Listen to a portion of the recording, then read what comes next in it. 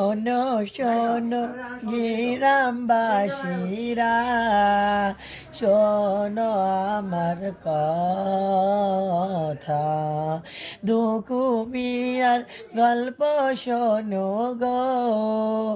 ও ও আমি আপনাদের বলে যাই আমার দুঃখের গল্প। হঠাৎ করে আমার নানা গো আগে থেকে ডিউটি দিচ্ছিল, 25-26 বছর পার হয়ে যাবে, তাহলে 28 বছর আমার নানা গো। ও ও আমার গ্রামবাসীরা, শোনো সবাই আমার গল্প।